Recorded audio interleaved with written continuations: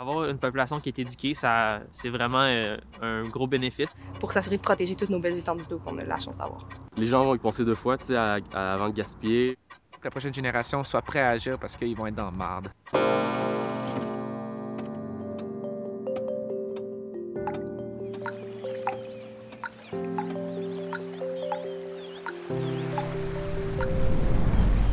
Au Québec, nous vivons dans l'illusion. Lacs, fleuves, rivières coulent à perte de vue devant nos yeux. Saviez-vous que dans notre province, nous possédons 3 % de l'eau douce au monde, dont 40 % venant du fleuve Saint-Laurent? Alors pourquoi vivons-nous des sécheresses dans certaines régions du Québec si notre eau est infinie? Les chercheurs de l'Université McGill s'entendent pour dire que le Saint-Laurent figure dans la liste des cours d'eau les plus pollués de la planète. Trouvez-vous normal que notre fleuve si bleu soit comparé à un cours d'eau traversant une ville densément peuplée de la Chine? Moi, non.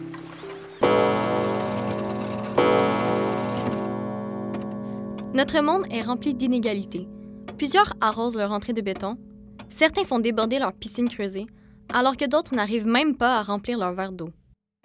Le problème au Québec, c'est que malgré le fait qu'on a une image d'abondance, on a le fleuve, on a les lacs, on voit de l'eau partout, on a une image d'abondance, elle est générale, mais c'est les pénuries d'eau, c'est local. Ça sert à quoi? Et ça, c'est un chercheur qui me disait ça dans une entrevue que j'ai faite. Ça sert à quoi pour une municipalité de savoir qu'au Québec, on a 3 % des ressources mondiales en eau potable? Ça sert à rien quand tu manques d'eau dans ton puits, dans ta cour, de savoir ça, que l'eau soit à Chibougamau et que toi, tu es dans le sud de la Montérégie. C'est un des plus gros défis avec l'assainissement des eaux et la qualité de l'eau en général. C'est que les gens ont beaucoup d'idées préconçues, à savoir que si l'eau, par exemple, est brune, ben, ça doit être de mauvaise qualité. Si l'eau est un peu plus claire, elle doit être de meilleure qualité. Mais dans bien des cas, ces contaminants-là, ils sont invisibles à l'œil nu. Je sens qu'il y a une problématique dans l'utilisation de l'eau parce que je vois que l'eau potable se fait utiliser de façon un peu irresponsable. Donc, je pourrais prendre l'exemple de mon voisin qui fait juste constamment arroser son gazon, mais d'une façon que c'est inutile, c'est imbibé, alors qu'on a des problèmes de distribution d'eau potable dans le monde et que pas tout le monde a accès à ça. Je trouve que l'utiliser pour des affaires aussi triviales et inutiles qu'un gazon, surtout quand il y a de la pluie.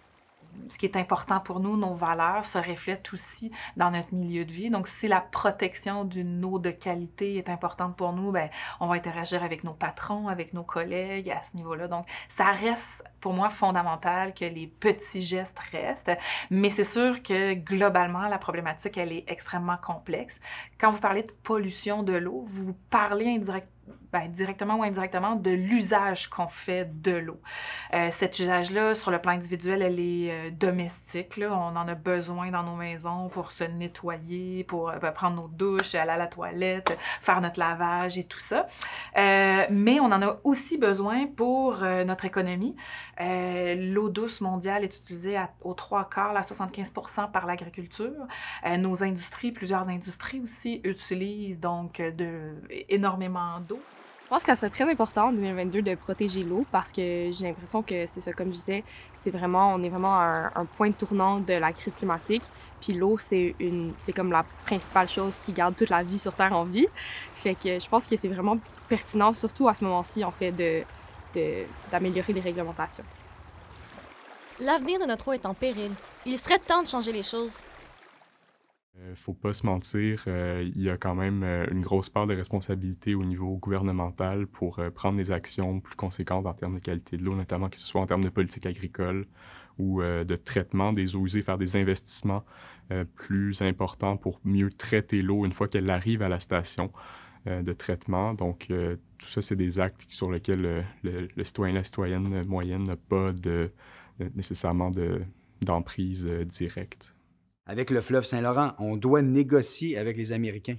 Donc, c'est beaucoup de juridictions qui agissent ici et là. Si on n'a pas une idée commune de l'utilisation de l'eau, de ce qu'on fait, on a un problème. En fait, c'est que notre fleuve, il est déjà complexe de par sa situation géographique. Donc oui, ça complexifie d'avoir plus d'acteurs, mais on n'a pas le choix. Le fleuve prend sa source dans les Grands Lacs, qui est la frontière entre les États-Unis puis le Canada. Ça comprend aussi l'Ontario comme une autre province. Donc dans le fond, de par sa position, ben il faut, quoi qu'il arrive, on n'a pas le choix d'aller à leur rencontre pour s'assurer d'une gestion intégrée, parce que ce que les États américains font des Grands Lacs, ça a un impact sur nous. L'eau, c'est une ressource qui n'appartient à personne, mais à tout le monde à la fois.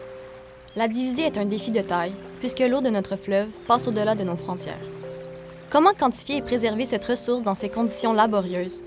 Gérer l'eau, c'est compliqué.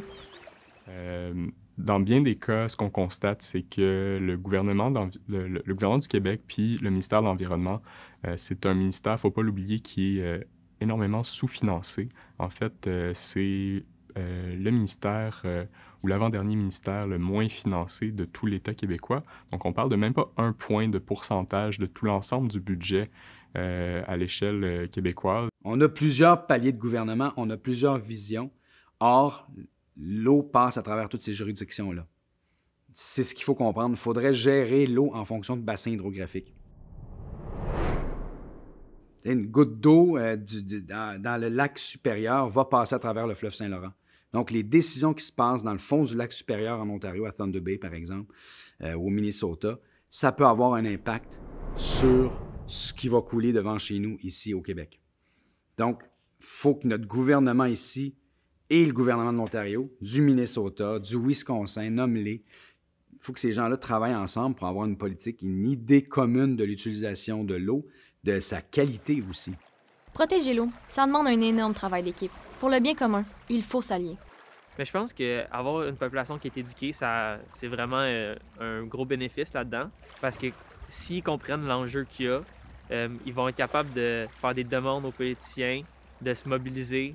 Puis aussi, que peut-être que certains politiciens sont même pas au courant des problématiques qu'il y a sur l'eau. Fait que s'ils deviennent éduqués, ils vont peut-être vouloir passer des lois pour préserver ça. Je pense qu'on doit vraiment plus en parler dans notre système d'éducation. Surtout, tu sais, quand on est jeune, dès nos premières années, tu sais, à l'école, ce serait vraiment important, je pense, tu sais, de sensibiliser les enfants à toutes ces problématiques-là, la surconsommation, la pollution. Donc, je pense que c'est surtout là, c'est quand on va à la racine que là, on peut vraiment avoir du changement. Puis, tu sais, ça va prendre quelques générations, mais tu sais, c'est ça qui va faire en sorte que ça va rester. Un ministre, ouais, ça peut prendre des bonnes décisions, mais un élément clé, je trouve, ce serait de vraiment insérer ça dans le système d'éducation le plus tôt possible, puis comme ça, tout le monde va être conscient. C'est certain que des actions concrètes maintenant pourraient permettre de minimiser ces conséquences-là à l'avenir, puis de mettre un peu moins de pression sur le fleuve Saint-Laurent.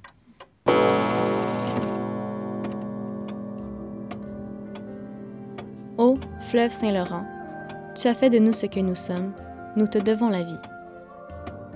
Le vent ne semble pas tourner pour toi, puisque même si l'eau a coulé sous les ponts, tes larmes n'atteignent pas le parapluie de mon indifférence. Ô fleuve Saint-Laurent, minuit moins 1, le temps nous manque.